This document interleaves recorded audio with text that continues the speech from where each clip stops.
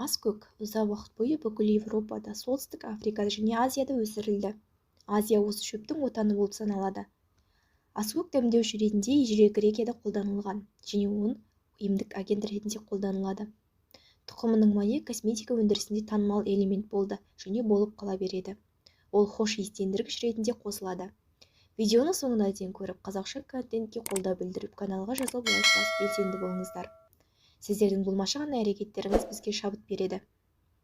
Аскөк, яғни укроп, көптеген дәрумендер, минералдар және эфир майларын қамтитын пайдалы өнім. Қалыпты мөлшерде ол көптеген пайда әкеледі. Аскөктегі С дәрумені цитрус жемістеріне қарағанда 2 есе көп. Онда ПП дәрумені, тиамин, минералды тұздар бар. Аскөк құрамындағы флавоноид және витамин бактериялардың көбеюін тежеп, бос радикалдарды бейтараптандыру арқылы денені қорғайды. Аскөк дәстүрлі медицинада танымал. Жасыл инфузия қысымды төмендететін қасиетке ие және гипертонияға көмектеседі. Сонымен қатар диуретикалық әсерге ие. Тұқымның эфир майы және олардың негізіндегі препараттар спазмды жеңілдетеді, тыныштандырады, метаболизмге көмектеседі. Аскөк майы қақырықты шығаруға көмектеседі, өйткені ол шырышты бездердің рецепторларын тітіркендіреді. Ол көбінесе бронхит пен астманы емдеуге арналған кешенді препараттарға қосылады. Аскөктің пайдасы. Аскөк жасылдары каротинге, С витаминіне, фолий мен ниацинге бай. Оның құрамындағы фосфор, калий, темір және кальций тұздары адам өмірі үшін өте маңызды микроэлементтер болып табылады. Аскөктің айқын пайдасы. Оның ас қорыту жолын реттеу және жеңілдету қабілеті.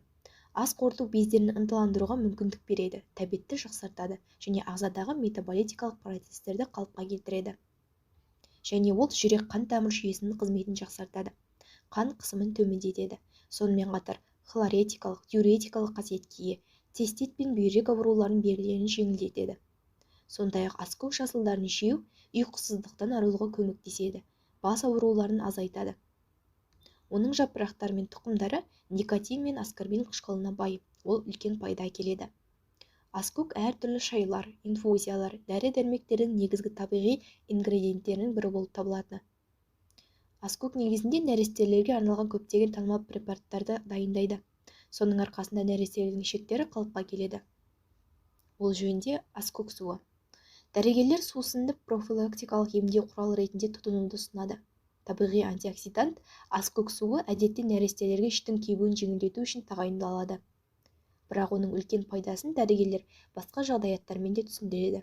Мысалы, мұндай сусынды курстарды қолдану әрқалай ас қорыту жүйесін ретке келтіруге, тамырларды тазартуға, бүйректегі тастарды кетіруге, іштегі ауырсынуды жеңілдетуге, тіпті қышқыл негіз балансын қалыпқа келтіруге болады. Сонымен қатар, дәрігерлер ересек әйелдерге аскөк суын тұтынуды ұсынады. Табиғи қасиеттеріне байланысты бұл қарапайым сусын қант диабеті, онкология, цистит және солтай аурулардың алдын алуға көмектеседі және әйел адамдардағы менопауза кезінде қандағы кальций деңгейін сақтайды. Аскөк суының құрамында бұлшық ет туындысына ықпал ететін эфирлер бар. Инфузия бұл керемет табиғи антиоксидант, өйткені оның құрамындағы каротин, В, ПП, К және С дәрумендері бар.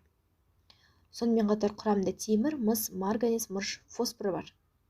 Барлық аурулардан жоғары қысымы бар адамдар күніне 300 мл аскөк суын тұтыну керек. Оны әр тамақтанар алдында күніне 3 рет, бір апта ішінде 100 мл ішу керек.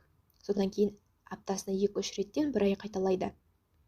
Ісіну кезінде дәрігерлер укроп суын бір ай бойы күніне 3 рет, әр тамақтанар алдында 30 минут бойы бір ас қасықтан ішуді ұсынады. Су дереу әрекет ете бастайды. Әсер қолданғаннан кейін 15 минут ішінде сезіледі. Емдеу курсы бір ай. Іштің құрылуынан кебіну кезінде 5 рет тамақтанудан алдын 15 минут бұрын бір ас қасықтан ішесіз.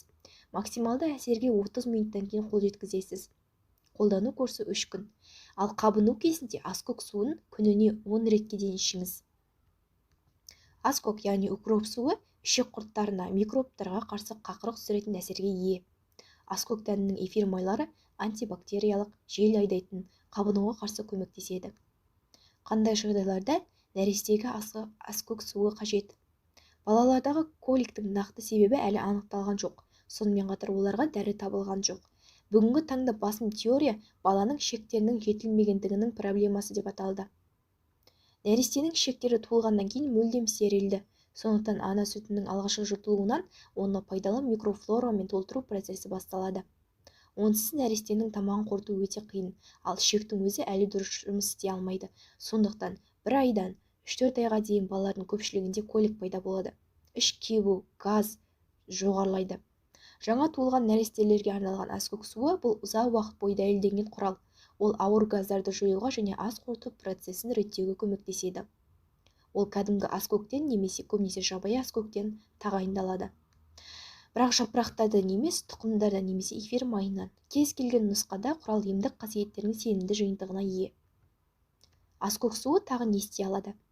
Ішектің пайдалы бактериялармен колонизациясына ықпал етеді. Ас қорытуды жақсартады, ішек жолындағы қабынуды жояды, жүйке жүйесін тыныштандырады, қан айналымын жақсартады және жүрек бұлшықетін күшейтеді. Құрғақ жөтелуге көмектеседі. Сонымен қатар, аскөк суы ана үшін де пайдалы. Ол лактацияны жақсартады. Сүттің сапасын жақсартып, тағамның қарқынды қорытылуына ықпал етеді және тыныштандырады. Егер аналар аскөк суын ішсе, пайдалы компоненттер сүтке еніп, балаға жанама әсер ететін болады. Аскөк суы адамдарда цистит кезінде көмектеседі. Бұл зат симптомдардың қарқындылығын төмендетіп қана қоймай, патологиядан толықтай құтылуға көмектеседі. Денеге келесідей әсер етеді. Метаболизмнің жақсаруы, ауырсынуды азайтады, қабыну үдерісін кезең-кезеңмен жояды және зиянды микроорганизмдерді жояды. Дәстүрлі медицинадағы циститпен аскөк суын қолдану аурудың мүмкіндігінше тезірек құтылуға көмектеседі. Бұл ыңғайсыздықты және ауырсынуды азайтады. Аскөк суын әзірлеу үшін аскөк дәндерінің 1 ас қасық мөлшеріне 1 стакан ыстық су құйып, су буында 15 минут көлемінде қайнатыңыз. Ересектерге тамақтан кейін күніне 3 рет стаканның 4-тен 1 бөлігі мөлшерінде ішу керек, ал омыраудағы балаларға емізуден 10 минут бұрын 1 шай қасық мөлшерінде беру қажет. Дайын ерітіндіні тоңазытқышқа 1 айдан артық сақтауға болмайды. Ең дұрысы әр кез жаңадан жасап отырған абзал. Видеоларды жақындарыңызбен бөлісіп, қарай жүріңіздер. Келесі кездескенше сіздерге пайдалы болды деген үміттемін. Ауырмаңыздар.